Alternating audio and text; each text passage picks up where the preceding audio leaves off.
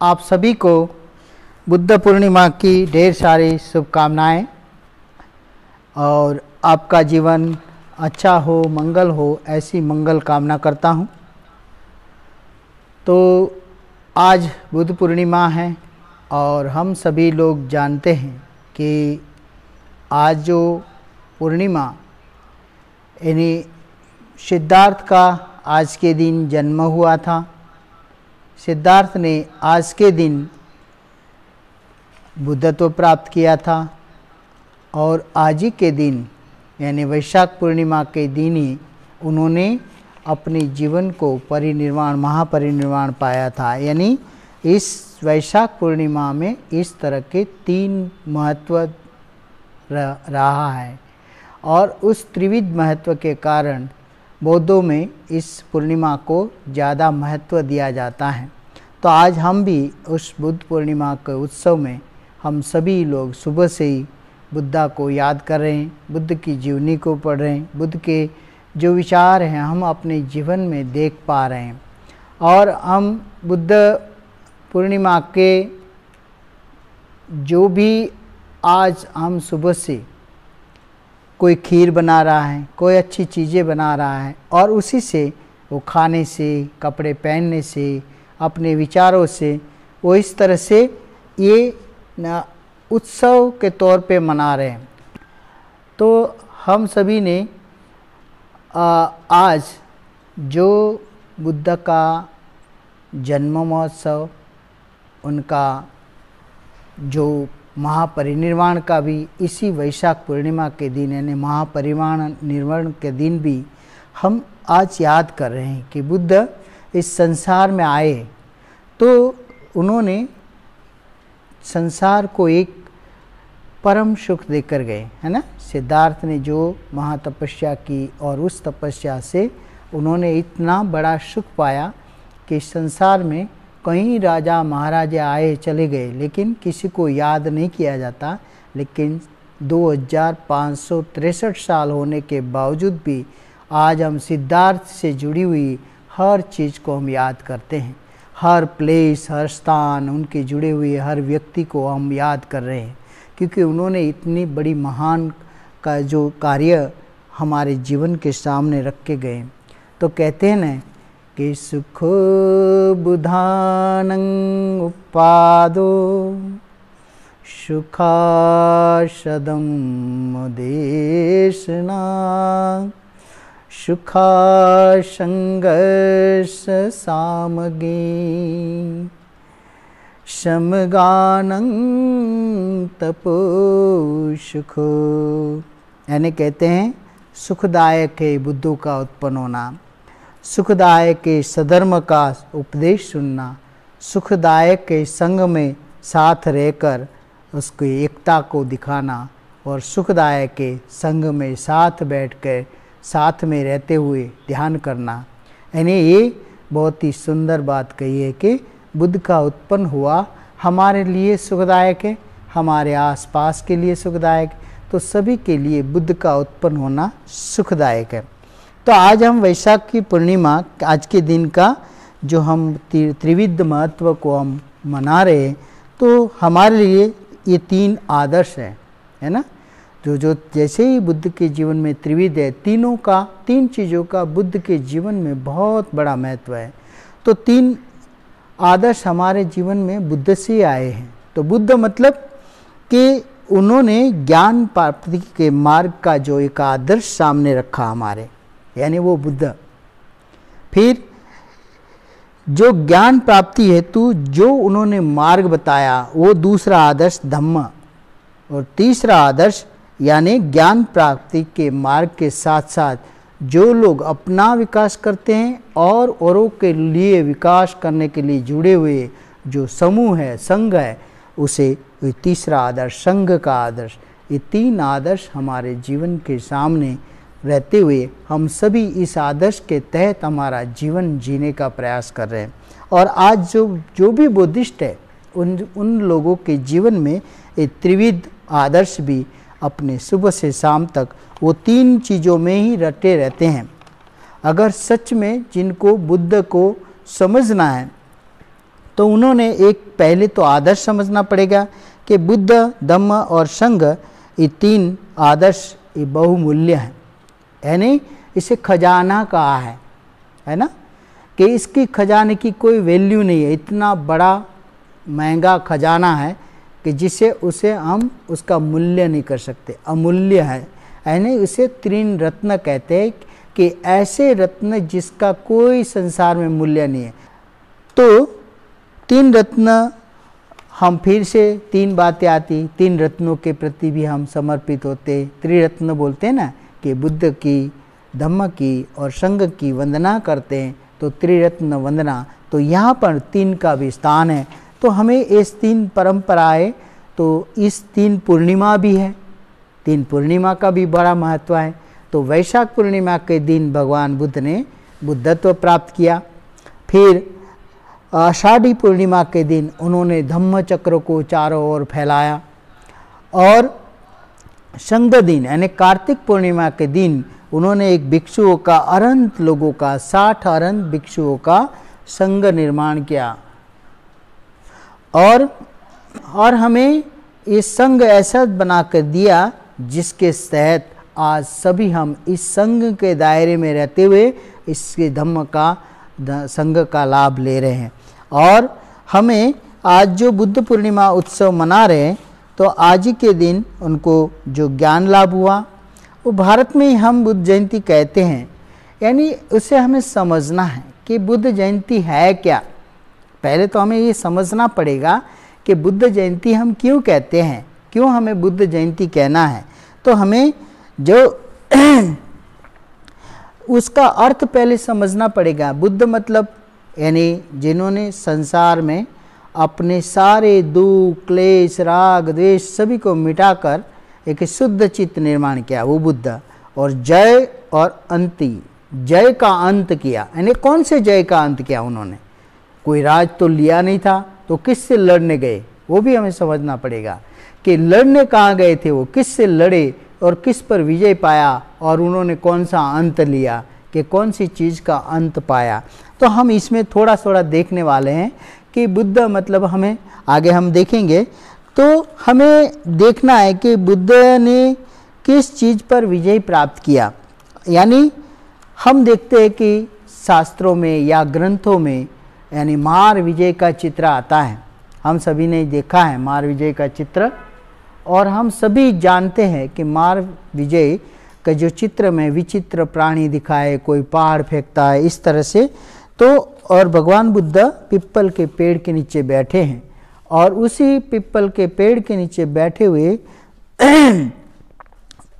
उसे हम कहते हैं सभी लोग बोधि वृक्ष, है ना, पिप्पल के पेड़ को इसे बोधि वृक्ष कहते हैं, कि जहाँ इस वृक्ष के तले उनको बोधि यानी ज्ञान प्राप्त हुआ है, इस वजह से हम उसे बोधि कहते हैं।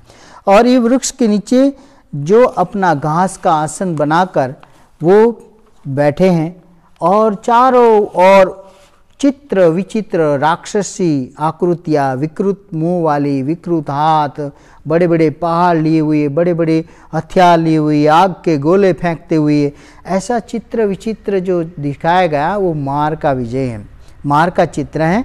उसमें कोई आग का गोला फेंक रहे हैं, कोई उसमें तीर बाण छोड़ रहे हैं बुद्ध को मारने के लिए, और चारों ओर से खड़े होकर जो मार है अपनी सेना को दिशा निर्देश कर रहा है, कैसे वहाँ से हटाओ, उसका स्थान भ्रष्ट करो, उसे यहाँ से हटाकर उस चीज़ से उसे दूर कीजिए, ताकि वो जो प्राप्त करना चाहते हैं, मार नहीं चाहता कि बुद्धत्व सिद्धार्थ बुद्धत्व प्राप्त करे।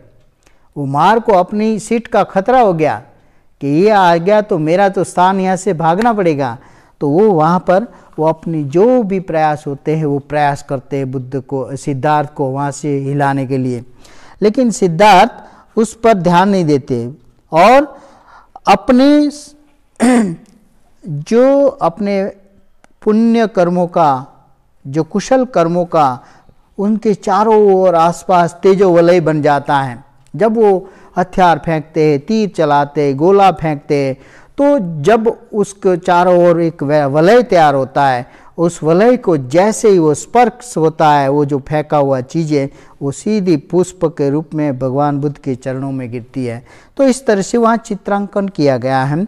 और हम सभी देखते हैं कि उस सारा कर्म करवाने के बाद भी सेना थक जाती, हार जाती है, और वो अपने वहाँ से वो फिर वहाँ से भाग जाता है और फिर अपनी 3 पुत्रियों को लाता है। जो पुत्रियाँ जो डांस के द्वारा, नाच नृत्य के द्वारा मोहित करके साधु सन्यासी होते उनका भंग कराती है, तो उसने यहाँ मारने भी इस तरह की नृत्य अपनी 3 पुत्रियों को बुद्ध के सामने नृत्य करवाता है। लेकिन बुद्ध उसे इग्नोर करते हैं, बुद्ध देखते नहीं, क्योंकि वो तो जानते थे कि इसमें कुछ नहीं है संसार में।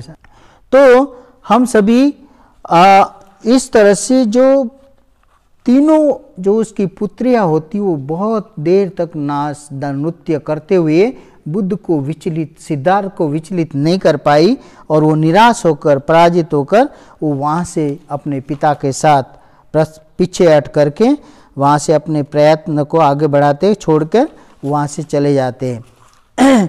और फिर सिद्धार्थ अपने ज्ञान प्राप्त करते हैं, क्योंकि मार हार जाता है, वो अपनी सारी सेना सब कुछ करना था, वो सब कुछ कर चुकता है, लेकिन वो उसमें कामयाब नहीं होता है, और वो सिद्धार्थ ज्ञान प्राप्त करते हैं। इस घटना में भी गैर समझ की संभावना है, तो हमें इसे समझना है कि ये प्रतीकात्मक घटना है, सिर्फ विजय की घटना नहीं है। कोई व्यक्ति अचानक ज्ञान कैसे प्राप्त कर सकता है ना?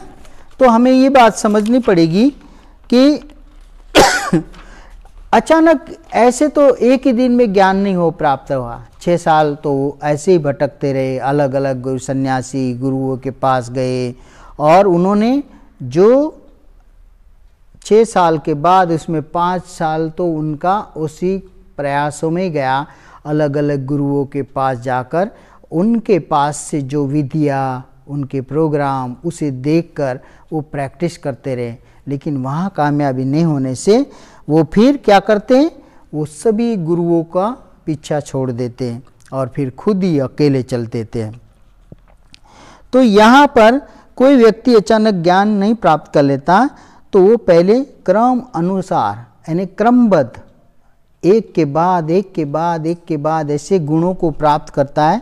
तो सतत गिरते हुए तो धम्मपद में भगवान बुद्ध एक कहते हैं, क्या कहते हैं कि सतत गिरते हुए एक एक बूंद से जैसे घड़ा भर जाता है, उसी प्रकार मनुष्य को थोड़ा थोड़ा कुशल कर्म करते हुए वो कुशलता से भर जाता है। वही सिद्धांत सिद्धार्थ ने भी लागू किया। सिद्धार्थ ने किया क्या अपने जीवन से? उन्होंने बहुत सारी, वो एक बोधिसत्व थे, कई पारमिताओं को पार करके अंतिम जन्म लिया है, उन्होंने डिसाइड किया था। तो उन्होंने ये पुण्य पार में कई पारमियाँ पार करके अंतिम पारमी भी पार कर ली, और ये अंतिम जन्म वो डिक्लेयर करते हैं कि मेरा ये अंतिम जन्म है, जन्म लेने से पहले। तो सिद्धार्थ ने ये बूंद बूंद का जो घड़ा कुशल कर्मों का भर रखा था, तो उनके पास कुशल कर्मों का जो जत्था था बहुत था, इसलिए सिद्धार्थ का ये एक यहाँ पर महान विजय हुआ। तब बुद्ध कहलाए, क्योंकि उन्होंने इस तरह से संघर्ष करके अपनी सारी अकुशलताओं को नष्ट किया, और उनके जीवन में भी उन्होंने कहा जाए कि जय प्राप्त किया। जिसे बचपन से लेकर अगर हम उनके जीवन की एक एक घटना हम देखते हैं, तो प्रथम विजय उसका बचपन से ही, जैसे एक गार्डन में वो खेलते हैं, तब जो देवदत्त है वो तीर से एक हंस को गिराते हैं, तो उसी समय सिद्धार्थ बहुत करुणावान थे, उन्होंने हंस को लिया, उसका तीर निकाला, उसका जख्म किया और उसने उसे बचाया। तो देवदत्त उसे कहते हैं कि मेरा शिकार है, जो शिकार करता है उसी का शिकार होता है, ऐसा उन समय का उनका नियम बना हुआ था। तो सिद्धार्थ कहता है कि गलत है, ये नियम ही गलत है, जो बचाता है उसी का होता है, जो जीव को बचाता है वो जीव उसी का होता है, मारने वाले से बचाने वाला बड़ा होता है। लेकिन वो उसका केस कोर्ट उनके न्यायालय में चला जाता है और न्यायालय में निर्णय दिया जाता है सिद्धार्थ के पक्ष में, क्योंकि सिद्धार्थ एक सत्य आधारित है, सत्यता के आधार पर सिद्धार्थ ने उसका जीव बचाया था। तो जो न्याय करने वाले लोग थे, समझदार थे, उन्होंने वहाँ पर वो स्टार्टिंग से उनका पहला विजय हुआ। तो हम देखते हैं कि पहला जय हुआ, फिर दूसरा है गृह त्याग करते हुए। हम आप बुद्ध के जयंती का जय कैसे हुआ वो समझ रहे हैं, ताकि हमें बुद्ध जयंती का अंत हमें समझ में आएगा कि बुद्ध गृह त्याग करते, यानी ये दूसरा कि जब कोई उच्च सामाजिक स्तर पर राजपाट सब जीवन जीने की उपभोक्ता हो वाली सारी चीज़ें अपने पास हो और उसे अचानक त्याग दे, ये बड़ा मुश्किल है। अगर हमारे जैसे होते तो हम छोड़ते क्या। तो राजकुमार राजा के पुत्र थे, देखाव में सुंदर थे, देव जैसे उनका शरीर था, रूप था, रूपवान था, उनके पास कोई चीज़ों की कमी नहीं थी, है ना। और वो आसानी से जब घर छोड़ देता है तो पीछे देखो तो उनके सुंदर पत्नी भी थी, उनके सुंदर पुत्र थे, माता पिता राजा थे, तो वो भविष्य में कुछ समय बाद वो खुद राजा ही बनने वाले थे। लेकिन नहीं, उन्होंने देख लिया कि ये तो थोड़ा क्षणिक सुख है, ये कंटिन्यू बना रहने वाला सुख नहीं है, ये मुझे फिर छोड़ना पड़ेगा। तो मुझे छोड़ने वाली चीज़ों से सुख नहीं चाहिए, मुझे सतत देने वाला सुख चाहिए।